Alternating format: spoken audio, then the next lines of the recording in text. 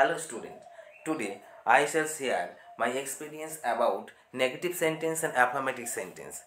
তো let us start.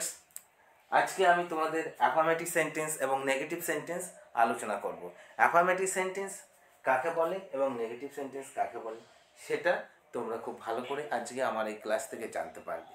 প্রথমত কথা, তোমাকে যদি কেউ জিজ্ঞাসা করে কোনো কিছু, তাহলে তোমাকে দুরকমভাবে উত্তর দিতে হয়। হয় হ্যাঁবোধক বাক্যে উত্তর দিতে হয় অথবা নাবোধক বাক্যে উত্তর দিতে হয়। তো হ্যাঁবোধক বাক্যকে আমরা অ্যাফার্মেটিভ সেন্টেন্স বলি এবং নাবোধক বাক্যকে আমরা নেগেটিভ সেন্টেন্স বলি। এই দুই প্রকার সেন্টেন্সের গঠন না জানলে তুমি কেউ কিছু জিজ্ঞাসা করলে তার উত্তর সঠিকভাবে দিতে পারবে না। সুতরাং আজকে একটা খুব গুরুত্বপূর্ণ টপিক নিয়ে আমরা আলোচনা করছি। এই টপিকটা জানা খুবই জরুরি, তাই তোমরা সবাই মনোযোগ সহকারে এই টপিকসটা দেখো, তোমরা খুবই ভালো করে বুঝতে পারবে। আমি সেটা বোঝানোর জন্য এখানে কয়েকটা পয়েন্টের সাহায্য নিয়েছি এবং ছকে ছকে তোমাদেরকে বোঝাবো। প্রথমত দেখো, নাবোধক বাক্যে নেগেটিভ ওয়ার্ড থাকবে, অর্থাৎ নাবোধক যে সেন্টেন্সটা হবে সেই সেন্টেন্সের মধ্যে কি থাকবে, এতগুলো যে নেগেটিভ ওয়ার্ড আছে, no, not, never, nothing, nobody, none, no one, nowhere, neither, not, none but, nothing but, no higher but, এতগুলো যে নেগেটিভ ওয়ার্ড আছে, এই নেগেটিভ ওয়ার্ডগুলোর মধ্যে কোনো না কোনো একটা নেগেটিভ সেন্টেন্সে থাকবে, অর্থাৎ নাবোধক বাক্যে থাকবে। ঠিক তার বিপরীত হ্যাঁবোধক বাক্যে কি থাকবে, হ্যাঁবোধক বাক্যে এতগুলো যে নেগেটিভ ওয়ার্ড আছে, এই নেগেটিভ ওয়ার্ডগুলোর মধ্যে থেকে কোনো একটা থাকবে না। তোমরা দেখলে খুব ভালো করে বুঝতে পারবে হ্যাঁবোধক বাক্যে নেগেটিভ ওয়ার্ড থাকবে না। আমি পয়েন্টের সাহায্যে বোঝানোর চেষ্টা করছি। তারপর নাবোধক বা হ্যাঁবোধক উভয় বাক্যের অর্থ একই থাকতে পারে অথবা আলাদা হতে পারে। যখন তোমাকে কেউ কোনো কিছু জিজ্ঞাসা করবে, তখন তুমি যে উত্তরটা দেবে তখন হয় হ্যাঁবোধক বাক্যে দেবে অথবা নাবোধক বাক্যে দেবে। যখন নাবোধক বাক্যে তুমি উত্তর দেবে তখন একরকম অর্থ হবে, যখন হ্যাঁবোধক বাক্যে উত্তর দেবে তখন আর এক রকম অর্থ হবে। এবার আমাদের পরীক্ষায় যে সমস্ত বাক্যগুলো হ্যাঁবোধক থেকে নাবোধক করতে হয় সেগুলো তোমরা ভালো করে দেখবে, ওখানে অর্থ অপরিবর্তিত রেখে তোমাকে হ্যাঁবোধক বাক্য থেকে নাবোধক বা নাবোধক বাক্য থেকে হ্যাঁবোধক বাক্যে পরিণত করতে হয়। সুতরাং নেগেটিভ সেন্টেন্সকে আমরা দুটি ভাগে ভাগ করতে পারি, অর্থ একই রেখে নেগেটিভ সেন্টেন্স আর অর্থ পরিবর্তন করে নেগেটিভ সেন্টেন্স। যখন আমরা অর্থ পরিবর্তন করে নেগেটিভ সেন্টেন্স করব, তখন আমাদের টেন্সের গঠন ফলো করলেই হয়ে যাবে অর্থ পরিবর্তন করে নেগেটিভ সেন্টেন্স। অর্থাৎ টেন্সের গঠনের মধ্যে যদি আমরা নো অথবা নট ঠিক অক্সিলারি ভার্বের পরে বসাই, তাহলে সেটা স্বাভাবিকভাবেই নেগেটিভ সেন্টেন্স হয়ে যাবে অর্থ পরিবর্তন করে। আর যদি আমরা অর্থ পরিবর্তন না করে নেগেটিভ সেন্টেন্স করতে চাই, তাহলে আমাকে এই 3 নম্বর যে পয়েন্টটা, এই পয়েন্টটাকে ফলো করতে হবে। অর্থাৎ নেগেটিভ থেকে অ্যাফার্মেটিভ অথবা অ্যাফার্মেটিভ থেকে নেগেটিভ সেন্টেন্স করতে হলে ওই বাক্যের মধ্যে থাকা কোনো না কোনো নাউন, প্রোনাউন, অ্যাডজেক্টিভ, ভার্ব অথবা অ্যাডভার্ব এর বিপরীত শব্দ তোমাকে আনতে হবে। পরের পয়েন্ট দেখো, অর্থ পরিবর্তন করে নেগেটিভ সেন্টেন্সের গঠন। অর্থ পরিবর্তন করে নেগেটিভ সেন্টেন্সের গঠন করতে হলে তোমাকে টেন্স খুব সুন্দরভাবে জানতে হবে। টেন্স ছাড়া তুমি অর্থ পরিবর্তন করে নেগেটিভ সেন্টেন্স করতে পারবেই না। সুতরাং আমি তোমাদের এখানে প্রত্যেকটা টেন্স অনুযায়ী অ্যাফার্মেটিভ থেকে নেগেটিভ সেন্টেন্স বোঝানোর চেষ্টা করছি। খুব সুন্দর করে ভালোভাবে মনোযোগ সহকারে দেখলে তোমরা বুঝতে পারবে। প্রথমত বি ভার্ব দিয়ে সিম্পল টেন্স। এর পূর্ববর্তী ক্লাস যারা করেছে তারা জানে বি ভার্ব কটা, কী কী, সেই বি ভার্ব দিয়ে সিম্পল টেন্সের গঠন কীভাবে করতে হয় সেটা তারা জানে। বি ভার্ব দিয়ে simple tense, subject plus am, is, are plus object. এই যে বি ভার্ব দিয়ে সিম্পল টেন্স, এই বাক্যটাকে নেগেটিভ সেন্টেন্স করতে হলে তুমি কিভাবে করবে, ঠিক বি ভার্বের পরে নো অথবা নট বসাবে। এটার মানে কি হবে দেখো, আমি একটা উদাহরণের সাহায্যে বোঝানোর চেষ্টা করছি। আই এম এ টিচার, আমি একজন শিক্ষক। এটাকে নেগেটিভ করলে কি হয়, I am not a teacher. তাহলে অ্যাফার্মেটিভ সেন্টেন্সে কি ছিল, I am a teacher. Negative করা হলো কি হলো, I am not a teacher, আমি শিক্ষক নয়। তো পরের বাক্যে দেখো, subject plus was are plus object এর মানে কি অর্থ হলো ছিল, ছিলেন, ছিলাম। অর্থাৎ আমি খুব দরিদ্র ছিলাম, আই ওয়াজ ভেরি পুয়ার। এটাকে তুমি নেগেটিভ সেন্টেন্স করলে কি হবে? ঠিক দেখো, ওয়াজ অর্থাৎ অক্সিলারি ভার্বের পরে নো অথবা নট বসিয়ে আমরা নেগেটিভ সেন্টেন্স করছি। আমি দরিদ্র ছিলাম না, আই ওয়াজ নট পুয়ার। ঠিক ওইভাবে subject plus shall be will be plus object, হবে, থাকবে। তুমি আমার বন্ধু হবে, you will be my friend. Affirmative sentence, এটাকে নেগেটিভ সেন্টেন্স করলে কি হবে? You will be not my friend. অর্থাৎ বি ভার্বের পরেই ঠিক নো অথবা নট বসানো হচ্ছে অর্থ পরিবর্তন করে নেগেটিভ সেন্টেন্স করার সময়। এবার দেখো হ্যাভ ভার্ব দিয়ে সিম্পল টেন্স, তোমরা জানো, আমার আগের ক্লাস যারা করেছে তারা জানে হ্যাভ ভার্ব কটা আছে। হ্যাভ ভার্ব 5টা আছে। হ্যাভ ভার্ব 5টা আছে। এই 5টাকে আমরা 3টি টেন্সের গঠনের মধ্যে নিয়ে যেতে পারি। কটা টেন্সের গঠনের মধ্যে নিয়ে যেতে পারে? 3টি। সেই 3টি টেন্স কি কি? হ্যাভ ভার্ব দিয়ে সিম্পল টেন্স, হ্যাভ ভার্ব দিয়ে সিম্পল টেন্স, হ্যাভ ভার্ব দিয়ে সিম্পল টেন্স। বাংলায় মানে কি? আছে, ছিল, থাকবে। আমার একটা সাইকেল আছে, I have a cycle. Affirmative sentence, আমার সাইকেল নেই, আই হ্যাভ নো সাইকেল। তাহলে কি হলো? এখানে নেগেটিভ সেন্টেন্স করছে কি করে? যে টেন্সের গঠন আছে সেই টেন্সের গঠনের মধ্যে শুধুমাত্র নো অথবা নট বসিয়ে আমরা নেগেটিভ সেন্টেন্স করছি অর্থ পরিবর্তন করে। আছে, নেই, তাহলে অর্থ পরিবর্তন হয়ে যাচ্ছে। ঠিক ছিলর জন্য কি? হ্যাড অধিকার বা মালিকানা অর্থে, আছে, ছিল, থাকবের জন্য হ্যাভ ভার্ব বসানো হয়, ছিলর জন্য হ্যাড। আমাদের একটা ঘোড়া ছিল, উই হ্যাড আ হর্স। আমাদের একটা ঘোড়া ছিল, আমাদের ঘোড়া ছিল না, উই হ্যাড নট বা no horse, we had no horse, আমাদের ঘোড়া ছিল। ঠিক ওইভাবে আমার একটা সুন্দর বাড়ি থাকবে, we have a beautiful house. আমার বাড়ি থাকবে না, নেগেটিভ করলে কি হবে? I will have no beautiful house. তাহলে অ্যাফার্মেটিভ থেকে নেগেটিভ কিভাবে অর্থ পরিবর্তন করে করতে হয়, এই 6টা টেন্স থেকে তোমরা বুঝতে পারলে। বি ভার্ব দিয়ে সিম্পল টেন্স এবং হ্যাভ ভার্বের সিম্পল টেন্স। এবার এসো প্রেজেন্ট ইনডিফিনাইট টেন্স থেকে ফিউচার পারফেক্ট কন্টিনিউয়াস টেন্স। এই যে 12টা টেন্স আছে, এই 12টা টেন্সের গঠন না জানলে তুমি উত্তর দিতে পারবে না। কেউ কিছু জিজ্ঞাসা করলে, তোমাকে জিজ্ঞাসা করলো তুমি কি কলকাতায় যাবে কালকে, তুমি কি উত্তর দেবে? হ্যাঁ, আমি কাল কলকাতায় যাব। হয় এইটা দেবে, অথবা এরকম উত্তর দেবে, না আমি কাল কলকাতায় যাব না। তাহলে হ্যাঁ বোধক বা না বোধক বাক্য খুবই গুরুত্বপূর্ণ। কেউ জিজ্ঞাসা করলে তার উত্তর দিতে গেলে হ্যাঁ বোধক বা না বোধক বাক্য খুবই গুরুত্বপূর্ণ। এর প্রপার গঠন তুমি যদি না জানো তাহলে তার উত্তর দিতে পারবে না। দেখো আমি তোমাদেরকে টেন্স অনুযায়ী বোঝানোর চেষ্টা করছি। 4টে টেন্স তুমি যদি খুব মনোযোগ সহকারে দেখে নিতে পারো, বুঝে নিতে পারো, তাহলে বাকি আরও যে 8টা আছে 12টার মধ্যে থেকে, সেই 12টা টেন্সও তুমি পুরোপুরি বুঝে যেতে পারবে এই 4টে দিক। একটা ফান্ডামেন্টাল দিক আছে টেন্সের ক্ষেত্রে, সেটা তোমাকে জানতে হবে। সেটা কি? সাবজেক্ট আর অবজেক্ট সবসময় একই থাকে, মাঝখানে পরিবর্তন হয় কি? মাঝখানে পরিবর্তন হয় শুধু ভার্ব পার্টটা।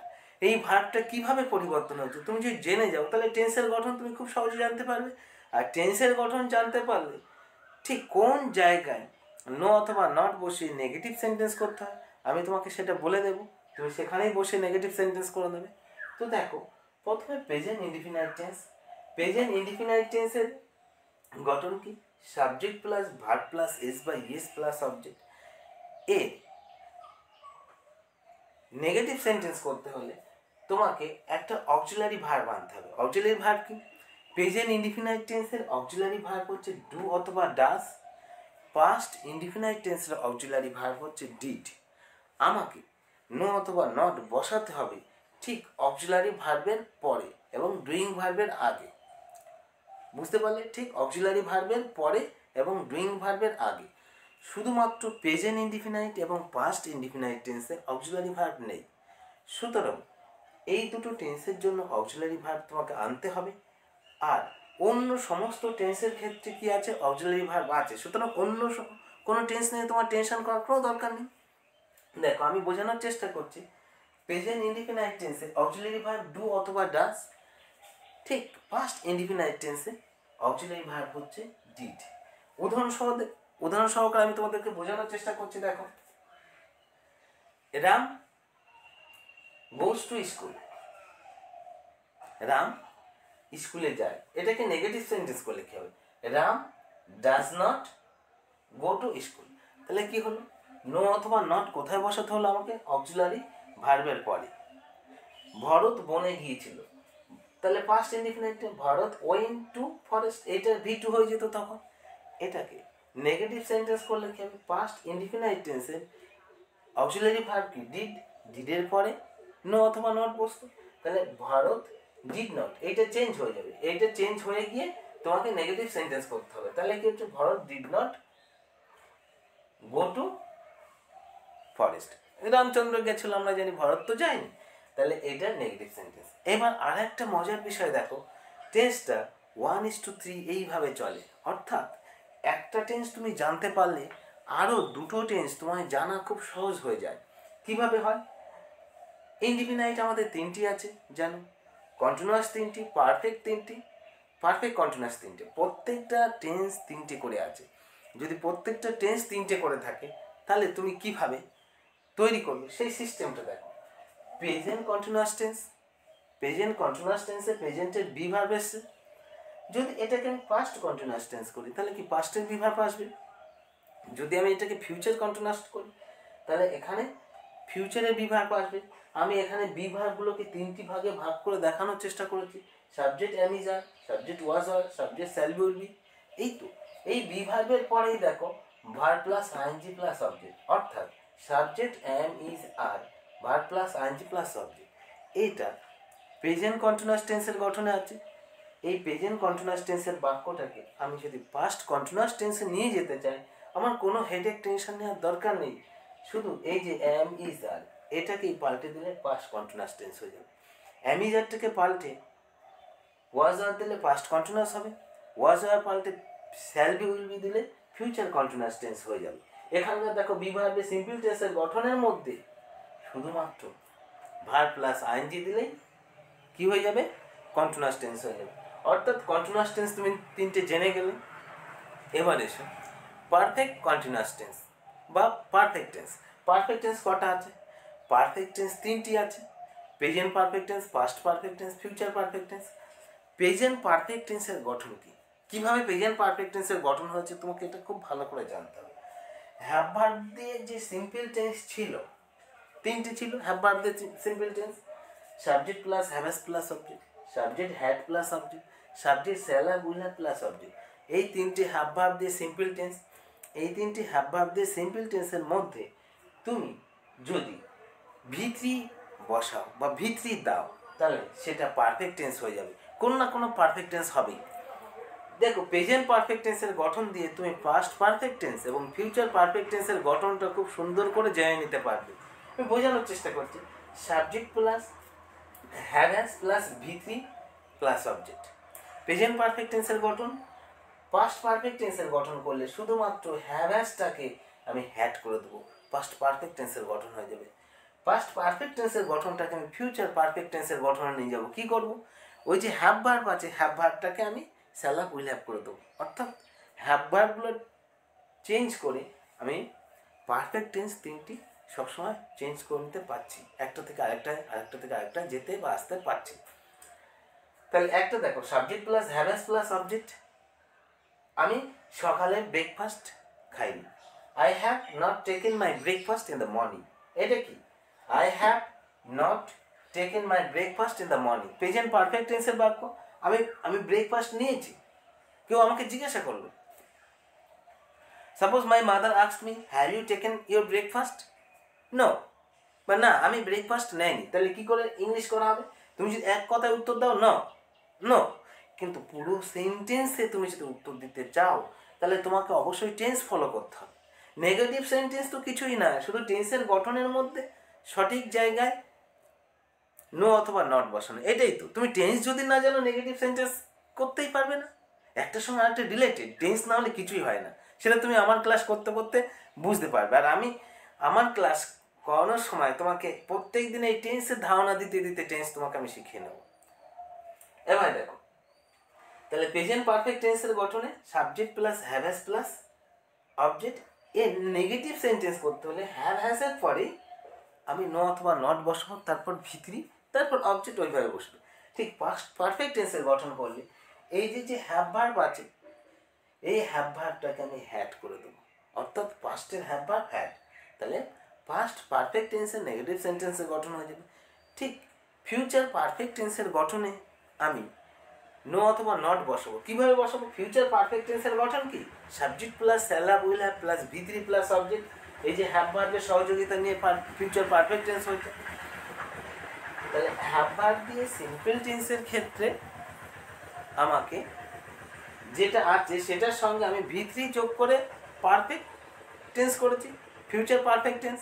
ফিউচার পারফেক্ট টেন্সের মধ্যে আমি যদি নো অথবা নট বসাই তাহলে এটা কি হয়ে যাবে? এটা পারফেক্ট কন্টিনিউয়াস টেন্স হয়ে যাবে। ফিউচার পারফেক্ট টেন্সের মধ্যে ফিউচার পারফেক্ট টেন্সের গঠনের মধ্যে যদি ভিতরি দিই, ফিউচার পারফেক্ট টেন্সের গঠন subject plus shall have will have plus object plus V three plus object. Future perfect টেন্সের গঠন subject plus shall have will have plus V three plus object. এই গঠনটাকে নেগেটিভ সেন্টেন্স করলে কি করব? Subject plus shall have will have plus no অথবা not plus V three plus object. Future perfect টেন্সের negative সেন্টেন্সের গঠন হয়ে গেল। ঠিক ওইভাবে পারফেক্ট কন্টিনিউয়াস টেন্স তিনটি আছে। এই তিনটি পারফেক্ট কন্টিনিউয়াস টেন্সের ক্ষেত্রে তোমাকে নেগেটিভ সেন্টেন্স করতে হলে ওই বাক্যের মধ্যে নো অথবা নট দিতে হবে। তাহলে একটা পারফেক্ট কন্টিনিউয়াস টেন্স জানলেই তুমি তিনটে পারফেক্ট কন্টিনিউয়াস টেন্স খুবই সহজে জেনে যাবে। Subject plus shall have will have plus been plus verb plus ING plus subject, future perfect continuous tense. আমি এটাকে প্রেজেন্ট পারফেক্ট কন্টিনিউয়াস টেন্স তোমাদের লিখে দেখিয়েছি, অর্থাৎ প্রেজেন্টের হ্যাভ ভার্ব এসছে। ফিউচার পারফেক্ট কন্টিনিউয়াস টেন্স হলে ফিউচারের হ্যাভ ভার্ব আসবে শ্যাল হ্যাভ উইল হ্যাভ। যদি